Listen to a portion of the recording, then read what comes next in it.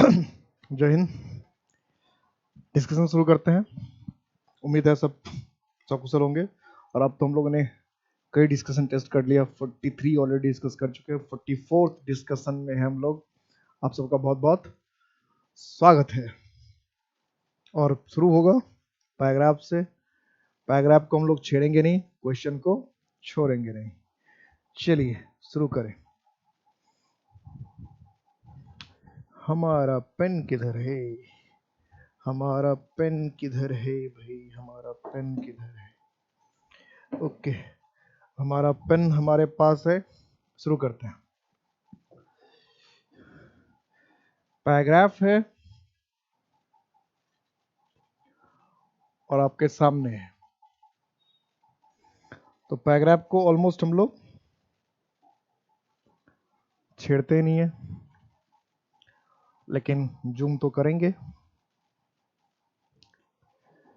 और जूम करेंगे तो पहला क्वेश्चन आएगा, which one of the following words in the passage indicates that the writer does not ultimately reject the element of luck?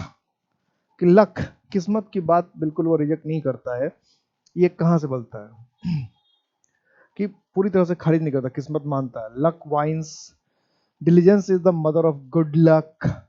Luck wishes the postman would bring him news. Luck wishes the postman would bring him news. Luck is ever waiting. तो the writer does not ultimately reject the element of luck. Luck जो है उसको बिल्कुल खारिज नहीं करता है। तो एक में सब पता तो सबसे चल रहा है लेकिन पैराग्राफ में एक बार जाके और कंटेक्ट कर देते हैं। मेरे हिसाब से फोर्थ आंसर ज्यादा अच्छा है कि लक को बिल्कुल खारिज कहा नहीं कर रहा है। Which pair of the words means the same thing? Labor and industry, ancestry and legacy, diligence and legacy and labor. कह रहा है कि which pair of the words mean the same thing? कि एक ही मीनिंग किसका है? एक ही मीनिंग। तो वैसे अगर ये थोड़ा सा टेक्निकल है, लेकिन इसका तो मान से फर्क, लेबर और इंडस्ट्री दोनों का एक ही मतलब होता है। लेबर एंड इंडस्ट्री, लेबर का मतलब होता है मेहनत और इंडस्ट्री का मतलब होता है मेहनत। इंडस्ट्रियस आपने सुना होगा, मेहनती को कहते हैं इंडस्ट्रियस, तो इसीलिए कहते हैं। तो लेबर, ये तो वर्ड मीनिंग का क्वेश्चन हो गया। लेबर का मतलब क्या होता है? मेहनत। और इंडस्ट्री का मतलब ही होता है, इसलिए हम लोग लेबोरियस भी कहते हैं। और लेबोरियस का सिनोनिम्स क्या होता है? लेबोरियस का जब आप सिनोनिम्स पढ़ेंगे तो आपको कई बुक में मिलेगा इंडस्ट्रियस या डिलीजेंस, डिलीजेंट। तो लेबोरियस, इंडस्ट्रियस, डिलीजेंट, ये सब सिनोनिम्स है। तो पहला ही ऑप्शन हो गया। Which of the following statement sums up the meaning of the passage? कि पूरे पैसेज को सम अप कौन कर रहा है? पूरे पैसेज को सम अप कौन कर रहा है? देखते हैं। Luck waits and complains without working while labour achieve success although it complains। कि लक जो है वो इंतजार करता है और कंप्लेन, शिकायत भी करता है बिना काम के। काम करता नहीं, लक के लोग कोसते रहते हैं। while labour achieve success although it complains, कि हालांकि ये कंप्लेन करता है लेकिन सफलता मिलती है। Luck is self indulgent but labour is selfless. Luck often ends in defeat but labour produces luck. कि luck often ends in defeat, हमेशा हार होता है लक से, ऐसा तो मुश्किल है। लक वेट्स विदाउट एक्सर्शन, कि बिना मेहनत परेशानी के लक इंतजार करता है। But labour exerts without waiting. और लेबर जो है एक्सर्ट्स, मतलब इसका मतलब जो सबसे बढ़िया लग रहा है मुझे पहला लग रहा है, फर्स्ट ऑप्शन सबसे बढ़िया लग रहा है। कि पूरे पैराग्राफ को मतलब ये कहना चाहता होगा पूरा पैराग्राफ कि लक जो है वो हमेशा इंतजार करता रहता है, हमेशा कुछ करता नहीं है। कंप्लेंस विदाउट वर्किंग, और जब आपके मन की मुराद की चीज पूरी नहीं होती तो आप शिकायत भी करते हैं। यानी लक के चक्कर में क्या करते हैं, आप काम भी नहीं करते, और जब आपका मन का मुराद पूरा नहीं होता शिकायत भी करते हैं। जबकि लेबर जब हम करते हैं तो लेबर से क्या होता है, मेहनत जब हम करते हैं तो अचीव सक्सेस, लेबर करते हैं तो सक्सेस होता है। ऑल्दो इट कंप्लेन्स, हालांकि कभी कभी क्या मेहनत करने में शिकायत होती है, शिकायत करते हैं। तो बेस्ट ऑप्शन तो मेरे ख्याल से यही है, फर्स्ट ऑप्शन से ही सारा दिख रहा है। Labor turns out at 6 and with Vigi pen and ringing hammer lays the foundation of competence. What does this statement mean? तो थोड़ा पैराग्राफ में चल के देखेंगे क्या कहना चाह रहा है। इसका मतलब ये जो पैराग्राफ है थोड़ा सा पढ़े लिखो जैसा पूछ लिया, यानी परेशान करने के लिए पूछ रहा। चलते हैं। It is not luck but labour that makes good luck. कि लक ही नहीं, लेबर से अच्छा लक बनता है। Okay, says an American author, कोई American author, is ever waiting for something to turn, is ever waiting for something, कुछ हम इंतजार करें, लक क्या इंतजार कर रहे हैं, इंतजार करें कुछ आएगा कुछ आएगा। लेबर विथ कीन eyes and strong will power turns up something, और लेबर जो होता है विथ कीन आईज की एकदम आंखें तेज होती है और स्ट्रॉन्ग विल पावर मजबूत इच्छा शक्ति होती है, तो हम कुछ पैदा कर देते हैं। यानी लक किसी चीज के पैदा होने के इंतजार करता है और मेहनत से हम कुछ पैदा कर देते हैं। Luck lies in bed and wishes the postman would bring him news of a legacy. क्या कह रहा है कि लक जो है लाइज इन बेड, बिस्तर में पड़ा रहता है, और विशेष वो ये चाहता है कि पोस्टमैन कोई खबर है, पोस्टमैन लाएगा, ब्रिंग हिम न्यूज आएगा ऑफ अ लेगेसी, उसको एक विरासत मिल गई है, उसका खबर लाएगा और खुश हो जाएगा, ये है लक।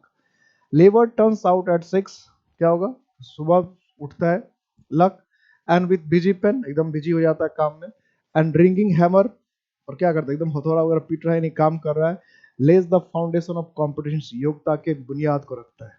यानी मेहनती लोग जो अपना 6 बजे उठ गए, 5 बजे उठ गए, पूरे काम में लग गया, जो करना है काम करते रहे, एकदम दिन भर काम करते रह गए और अपने आप को फिट बनाया, डिजर्व किया, और फिर बात बन गई। ठीक है, ऐसे यानी लेबर करने वाले किस्मत लिख देते हैं, ऐसा कहना चाह रहा है। लक वाइन्स, लक हमेशा शिकायत करता रहता है। लेबर वॉचेस, और लेबर क्या करता है, निगरानी रखता है कहाँ पे क्या हो रहा है, कैसे हो रहा है। Luck relies on chance, luck जो है चांस पर निर्भर करता है। लेबर अपॉन कैरेक्टर, और लेबर आपकी मेहनत पर, कैरेक्टर पे, चरित्र पे। Luck slips down to self intelligence, self intelligence अपने आप में खोए रहना, अपने आप में गुम रहना, इसमें हो जाता है। लेबर स्ट्राइड्स ऑफ वर्ड्स, और लेबर जो है कदम उठाता है आगे की ओर, एंड एस्पायर्स टू इंडिपेंडेंस, और स्वतंत्र रहने की बात करता है। The conviction therefore is extending that diligence is the mother of good luck, इसलिए हम ये कहते हैं कि डिलिजेंस, मेहनत ही जो है क्या है, वो गुड लक की, यानी लक को मानता है, लेकिन किसकी वजह से, मेहनत की वजह से। कि लक अगर कुछ है तो मेहनत, अगर आप मेहनत कर रहे हैं तो आपको पता नहीं कहाँ से मदद मिल जाएगा, ये होता है, ये सच है कि अगर आप मेहनत करते हैं तो कहीं ना कहीं से आपको कुछ ना कुछ मिल जाएगा, लगेगा हाँ लक है, लेकिन उसके पीछे क्या है, मेहनत। मेहनत अगर आप रेगुलर कर रहे हैं बिना किसी थकावट के कर रहे हैं, तो कहीं ना कहीं कुछ ऐसा होगा जिसकी आप उम्मीद भी नहीं करते हो, फटाक से हो जाएगा, इसलिए मेहनत करते रहना चाहिए। In other words, a man success in life, की इंसान की सफलता है, विल बी प्रोपोर्शनेट, वो प्रोपोर्शनेट होगा टू हिज एफर्ट्स, की जितना वो प्रयास करता है उसी के प्रोपोर्शनेट उसकी सफलता होती है। टू हिज इंडस्ट्री, उसकी मेहनत, देखो लेबर और इंडस्ट्री एक ही बात हो गया, इंडस्ट्री का मतलब है टू हिज इंडस्ट्री, जितना वो मेहनत करेगा उतना, ये क्वेश्चन भी पूछा था। To his attention to small thing, और कितनी छोटी छोटी चीजों पर वो ध्यान दे रहा है, कितनी छोटी छोटी चीजों पर वो ध्यान दे रहा है, ध्यान दे पा रहा है, इन बात पर डिपेंड करेगा।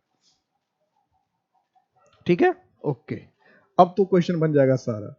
लक वाइन्स डिलिजेंस नंबर, ये यानी ये जो था, ये था, ये कि थोड़ा लक में मान रहा है, लेकिन लक का आधार क्या मान रहा है, मेहनत। लक को मान रहा है, लेकिन लक का आधार क्या मान रहा होता, मेहनत को।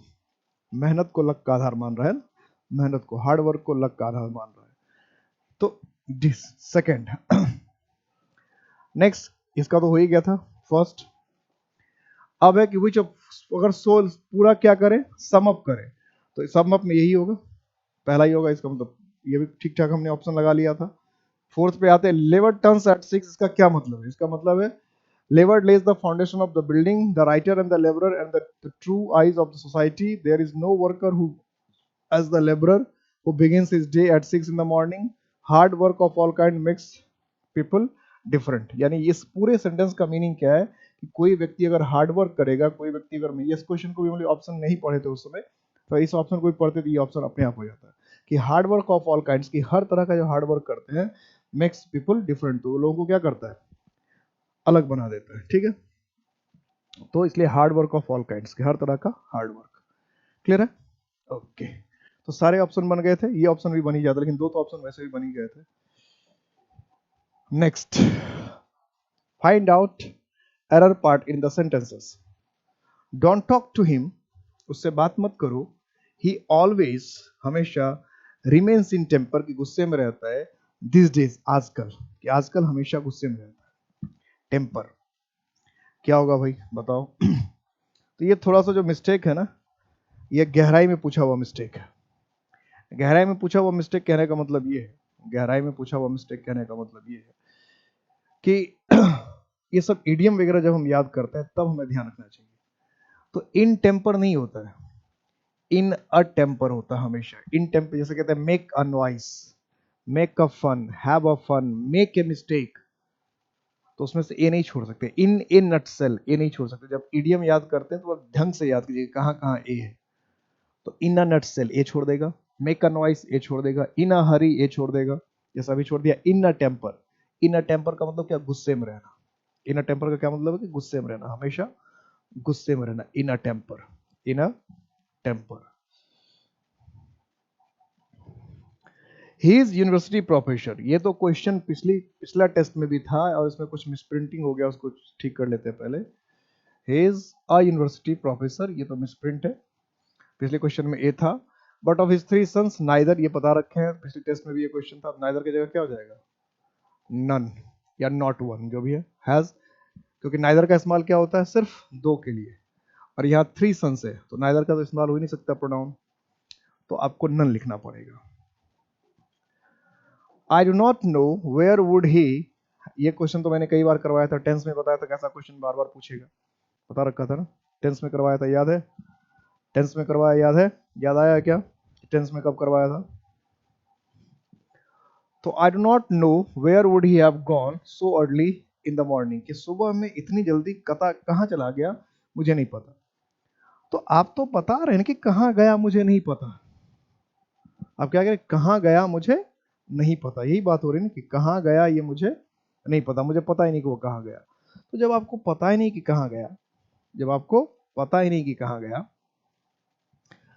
तो आप क्या कहेंगे? क्वेश्चन तो ये हुआ ही नहीं, तो क्वेश्चन जब हुआ नहीं तो हेल्पिंग वर्ब पहले क्यों आएगा भाई? जब क्वेश्चन हुआ ही नहीं तो हेल्पिंग वर्ब पहले क्यों होगा? Where he would, where he, तो वुड बाद में होगा, ही पहले होगा। तो I do not know where he would have gone, कि वो कहाँ गया होगा मुझे नहीं पता, वह कहाँ गया होगा मुझे नहीं पता। ठीक है, वह कहाँ गया होगा मुझे नहीं पता।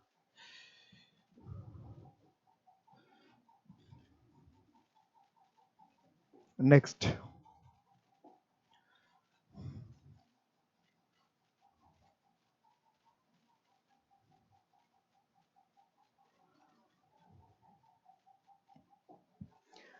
Choose the word opposite in the meaning to the given word. जो वर्ड दिया हुआ है, गिवन वर्ड है, उसको आप क्या करें, क्या करें कि अपोजिट चुने, उल्टा चुने। अपोजिट चुनना है, उल्टा चुनना है, अपोजिट उल्टा। तो एबहॉर घृणा करना, नफरत करना, एबहॉर घृणा करना, नफरत करना। तो डिसलाइक मतलब नापसंद करना, ये तो सिनोनिम्स ही होगा।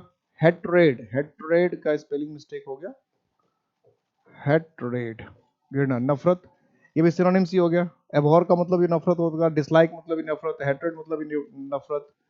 एवर्जन, एवर्जन का मतलब भी नापसंद, डिसलाइक, ये भी क्या हो गया, सिनोनिम्स ही हो गया। तो डिसलाइक, एवर्जन और हेट्रेड, ये तीनों तो क्या हो गया, एबहॉर का सिनोनिम्स ही हो गया। तीनों का मतलब क्या है, नापसंद, घृणा, नफरत।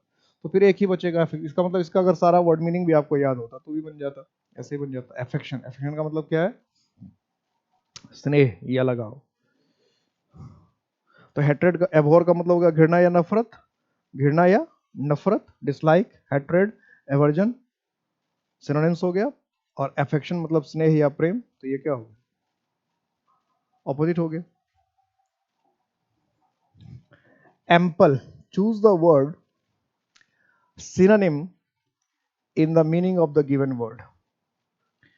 कि अब क्या करना है हमें, सिनोनिम चुनना है। Choose the word synonym in the meaning of the given word, कि जो वर्ड दिया हुआ है उसका सिनोनिम, समानार्थक चुनना है। क्या चुनना है, समानार्थक, सिनोनिम। तो सुन चुनिए भाई, एम्पल का सिनोनिम्स क्या होगा? तो हैप्पी का मतलब क्या होता है, खुश। ब्राइट का मतलब क्या है, चमकीला। अबंडेंट का मतलब क्या होता है, ढेर सारा। शॉकिंग का मतलब क्या होता है, सदमा देने वाला। तो पहले तो एम्पल का मीनिंग पता होना चाहिए। तो एम्पल का मतलब होता है इनफ या सफिशिएंट या एडिक्वेट, ये सब क्या है? पर्याप्त, भरपूर। तो इसलिए इसका सिनोनिम्स क्या होगा? एबंडेंट, अबाउंडिंग। अबाउंडिंग का मतलब ही क्या होता है? भरपूर या प्रचुर, प्लेंटी। तो ये सब इसका सिनोनिम्स है। एम्पल का सिनोनिम्स एबंडेंट भी है, इनफ भी है, सफिशिएंट भी है, एडिक्वेट भी है, अबाउंडिंग भी है, प्लेंटी भी है। इन सब मतलब भरपूर, प्रचुर, बहुत सारा। भरपूर, प्रचुर या बहुत सारा। तो एम्पल का सिनोनिम्स हो जाएगा एबंडेंट, सेकंड हो जाएगा। Next, sport the correctly spelled word. सही स्पेलिंग किसका है? सही स्पेलिंग किसका है? करेक्टली स्पेल्ड वर्ड, सही स्पेलिंग किसका है? मिस्चीवस, मिस्चीवस शरारती, मिस्चीवस, सी एच ई लिख दिया, ये तो सी एस के बाद ई कर दिया, तो ये तो ऐसे ही गलत हो गया। पहला ऑप्शन तो गया, ये भी गया। चीवियस, देखिए ये कितना बढ़िया है, मिस्चीवियस, जैसे हम लोग बोलते हैं वैसा मिस्चीवियस, ये भी नहीं है। चीवियस में सी एच आई तो होता ही है, सी एच आई, चीफ वाला याद रखना कि C H I, if chief जो होता है वो तो स्पेलिंग में है जैसे चीफ, तो मिस्चीवस, तो ये सी एच आई चीफ वाला स्पेलिंग का ध्यान रखेंगे तो ये तो रहेगा सी एच आई। तो आई के बाद ई तो होना ही चाहिए, आई ई। तो आई का ऑप्शन क्या है? यही है, और कहीं पे है ही नहीं, तो सारे ऑप्शन गए, यही होगा मिस्चीवस। मिस्चीवस का मतलब क्या होता है? नॉटी, शरारती, बदमाश। Wide spread scarcity of food, कि बड़े पैमाने पर स्कार्सिटी हो जाए। स्कार्सिटी कई बार पूछता है, स्कार्सिटी का मतलब क्या? डर्थ, कमी, अभाव, लैक या शॉर्टेज। कि बड़े पैमाने पर अगर कमी हो जाए, स्कार्सिटी हो जाए, ठीक है, स्कैंटी भी लिखते हैं, कमी, ये सब क्या है? कमी, स्कैंटी, डर्थ, लैक, शॉर्टेज, कमी। तो wide spread scarcity of food, कि बड़े पैमाने पर अगर फूड की, भोजन की कमी, उसको क्या कहेंगे? हंगर, हंगर तो ये क्या है? भूख। पॉवर्टी, पॉवर्टी का मतलब क्या है? गरीबी। ड्रॉट, ड्रॉट का मतलब क्या था? सूखा। ये तो कह रहा है कि स्कार्सिटी ऑफ फूड, भोजन की कमी, तो भोजन की कमी को क्या कहते हैं? फैमिन। ड्रॉट क्या? अकाल पड़ जाना, बहुत समय तक बारिश नहीं होना, उसको कहते हैं ड्रॉट। तो फैमिन, फैमिन का मतलब क्या होता है? भूखमरी, जहां पे लोगों को खाना ही नहीं मिलता, तो वो है फैमिन। ठीक है, ये सूखा हो गया, ये अकाल हो गया, जहां पे भोजन मिल ही नहीं रहा है, तो फैमिन। डी ऑप्शन हो गया। क्या ऑप्शन हो गया? D, famine. Okay, next question, wheel and वो। व्हील एंड वो, तो इस ईडियम का आपको मीनिंग बताना। व्हील एंड वो का आपको मीनिंग बताना। ये ईडियम है। ईडियम का क्या मतलब होता है? कि जैसा वर्ड है मीनिंग बिल्कुल वैसा नहीं होगा, वर्ड कुछ और होगा और मीनिंग कुछ और होगा, इसी को ईडियम कहते हैं, कि वर्ड कुछ और मीनिंग कुछ और। तो यही क्या है? ईडियम है, वर्ड कुछ और मीनिंग कुछ और। तो वो का मतलब तो दुख होता है, वो का मतलब क्या होता है? दुख। और व्हील का मतलब क्या होता है? मजा, आनंद। तो अप्स एंड डाउन ये भी हो सकता है, उतार चढ़ाव। होल हार्टेडली, पूरे मन से। अंडर सस्पिशन, संदेह में। क्या करे? Weal and woe, ups and down, wholeheartedly, under suspicion. तो व्हील एंड वो का मतलब चिंता, तो व्हील का मतलब क्या है? खुशी, तो इसका मतलब ये होना चाहिए, जॉयज एंड सॉरोज, सुख और दुख। व्हील एंड वो कह रहे हैं, इसका मतलब जॉयज एंड सोरोज, सुख और दुख दोनों, सुख भी और दुख भी, सुख भी और दुख भी दोनों, weal and was.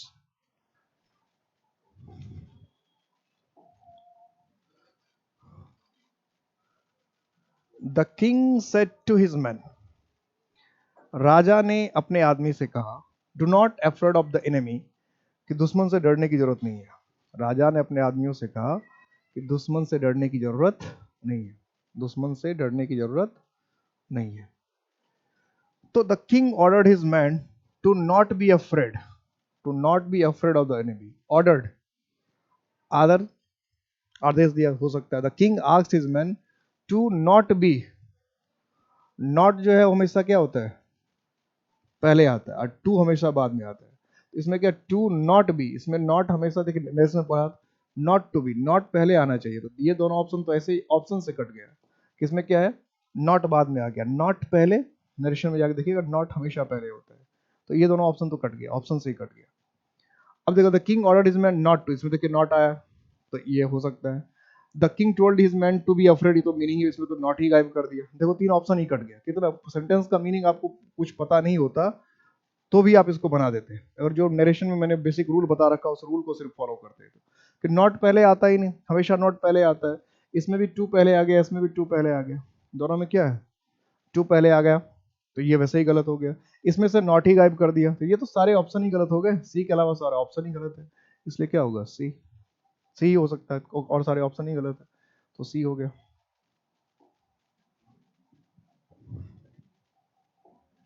Next question,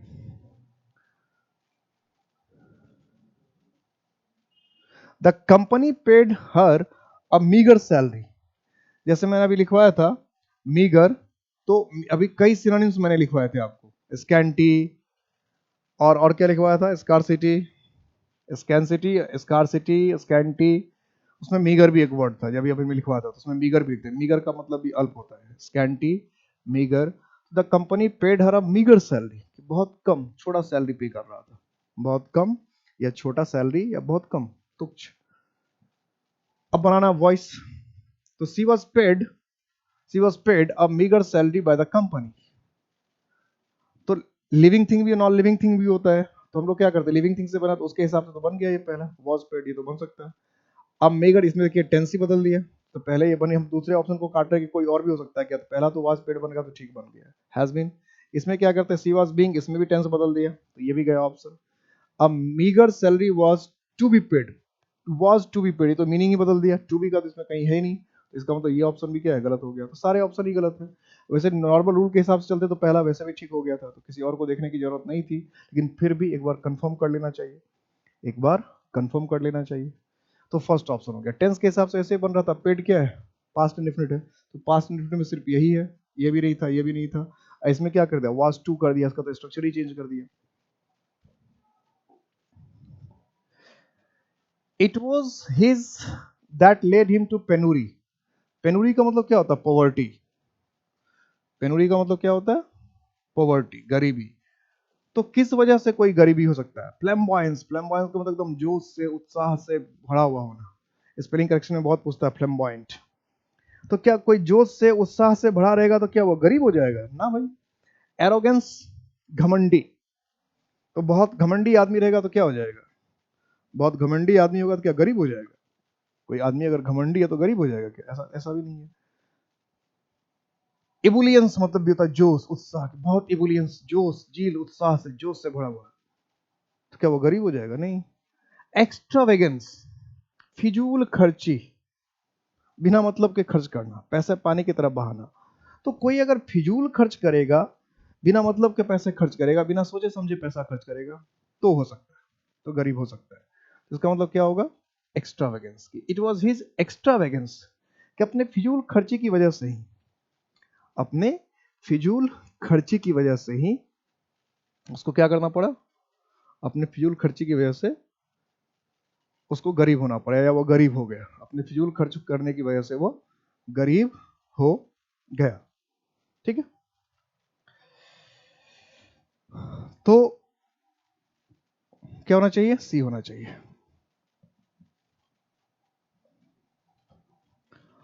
next, the thief explained, thief ने एक्सप्लेन किया, व्याख्या किया, हाउ ही। अब देखिए कहां से पूछ दिया, टेंस कहां घुमा दिया। तो जब एक्सप्लेन्ड है, सीक्वेंस ऑफ टेंस के हिसाब से चले, तो सीक्वेंस ऑफ टेंस के हिसाब से चले तो ये पास्ट इंडेफिनिट में है, तो पास्ट इंडेफिनिट में स्केप्स तो हो ही नहीं सकता है, हैज स्केप्ड, ये दोनों ऐसे ही कट गया, दोनों ऑप्शन ही कट गया, दोनों नहीं हो सकता है। तो बचा ये स्केप्ड और escaped.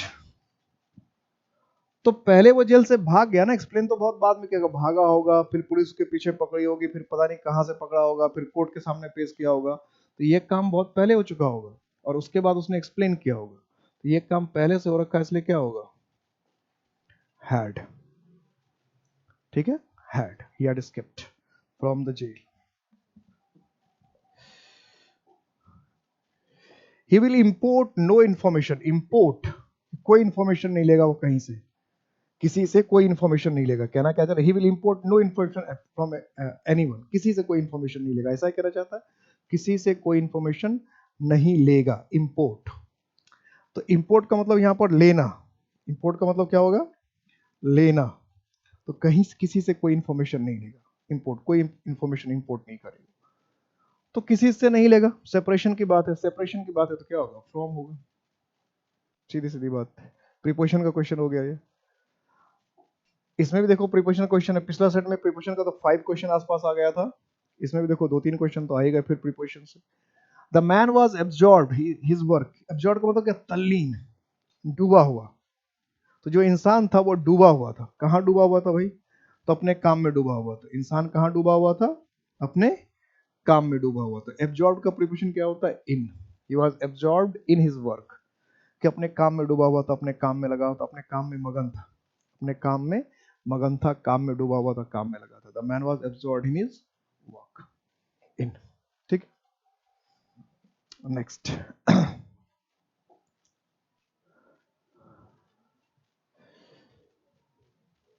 Read the sentences and find out which of the 4 combination is correct, कि आप इसको पढ़िए, सेंटेंस को पढ़िए और इसमें से कौन सा कॉम्बिनेशन जो है करेक्ट ये बता रहा है। The pigeons were used as messengers, कि पिजन्स यानी कबूतर को मैसेंजर की तरह यूज करते थे। Which were tied to their feet, बांध इन द ओल्ड डेज, पुराने दिनों में, टू कैरी मैसेज।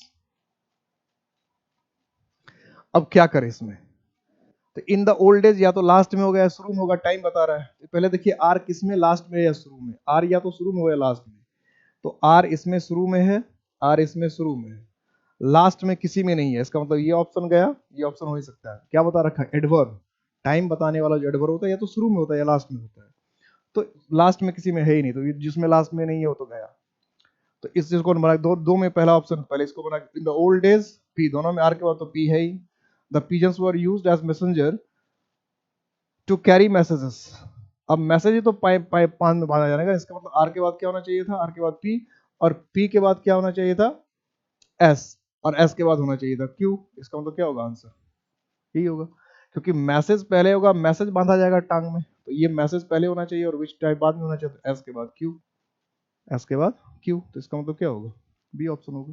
तो ये समय वाले से बन गया कि भाई समय बताने वाले वर्ड को हमेशा कहाँ रखना चाहिए, समय बताने वाला जो भी वर्ड होगा वो हमेशा शुरू। जो एडवर्ब में जो पढ़ाया था कितनी बात आई, एडवर्ब बता रखा ना, एक बात बताया था, टाइम, प्लेस, मैनर, ये सबको कहाँ रखना चाहिए। तो किस चीज की जरूरत कहाँ पड़ जाएगी कोई नहीं जानता है, बस सही जगह पे अपने प्राप्त किए हुए इंफॉर्मेशन को लगाना चाहिए। हनुमान नहीं बनना चाहिए कि टीचर से सारा इंफॉर्मेशन ले लिया और कहाँ पे यूज कैसे करे यही नहीं पता है। तो जितनी चीजें क्लास में पढ़ाई है उसको ढंग से देखना है, तसल्ली से देखना है और समझना है कि कहाँ पर क्या बात यूज करना है। ठीक है, कहाँ पर कैसी बातें यूज करनी। तो कैरी मैसेजेस, कैरी मैसेजेस, तो RPS Q, RPS Q. Okay, next पर चलते हैं।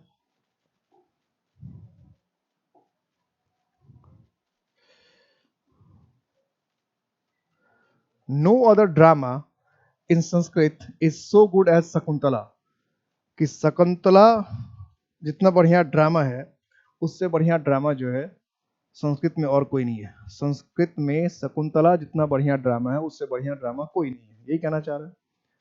और comparative degree change into comparative degree, no other drama so good as, ये तो पॉजिटिव डिग्री हो गया कि positive degree, as good as लिखा तो गुड क्या पॉजिटिव डिग्री में है ना, पॉजिटिव। अब इस गुड को हमको ले जाना बेटर यानी कंपैरेटिव में ले जाना है, तो सब में तो बेटर ही है। अब देखते हैं कैसे बनेगा। Shakuntala is better than any other drama in Sanskrit बना रखा था, बता रखा है शकुंतला इज बेटर ऑफ, इसमें तो बेटर ऑफ कर दिया तो कंपैरेटिव डिग्री का इस्तेमाल ही नहीं हुआ। Shakuntala is better than any other drama in Sanskrit, ये तो दोनों सेम ही हो गया। Shakuntala is better than any other drama in Sanskrit, ये दोनों एक ही लिख दिया। Shakuntala is better than any other dramas in Sanskrit, better than any other dramas, any other dramas, इसमें क्या कर दिया, ड्रामाज कर दिया। तो बेटर क्या है, ड्रामा होना चाहिए था, ड्रामाज करने की जरूरत नहीं है, ड्रामाज करने की जरूरत नहीं थी। और इसमें दो ऑप्शन क्या हो गया, सेम ही हो गया, तो इसमें कुछ ना कुछ डिफरेंस तो होना ही चाहिए था। तो डिफरेंस इत्तेफाक से नहीं हो पाया।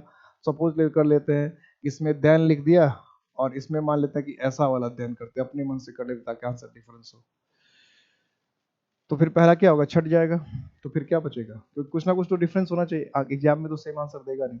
तो मान लेते हैं इसमें THEN कर दिया, और इसमें अब उस समय एग्जाम में ध्यान नहीं रहेगा कि THAN है कि THEN है, इसी को ऑप्शन करा है THEN वाले को, अगर ठीक तो बन रहा है एनी अदर, क्योंकि हम इसमें पढ़ रखा है एनी अदर का इस्तेमाल करते हैं।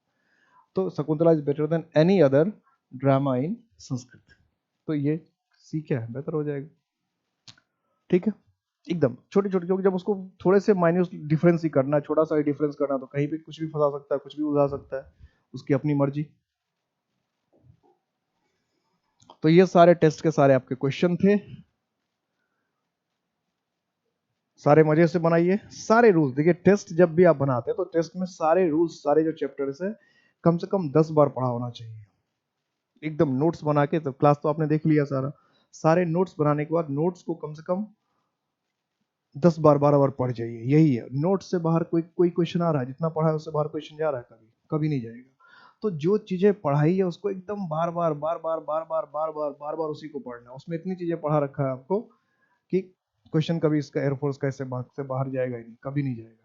ठीक है, कभी बाहर नहीं जाना है। तो आप जाकर उसको आराम से पढ़िए, अच्छे से पढ़िए, ढंग से पढ़िए, कभी क्वेश्चन बाहर नहीं जाएगा। और कुछ डाउट हो, कुछ प्रॉब्लम हो, तो हम लोग हैं ही, एकदम फोन कीजिए, मैसेज कीजिए, बात कीजिए। तो अपना अपना ख्याल रखिएगा। इम्पैक्ट एकेडमी हमेशा आपके साथ है, मैं आपके साथ हमेशा हूँ। कभी भी कोई डाउट हो, कोई प्रॉब्लम हो, तो एकदम हमसे आप बात करें। अपना अपना ख्याल रखिएगा। जय हिंद।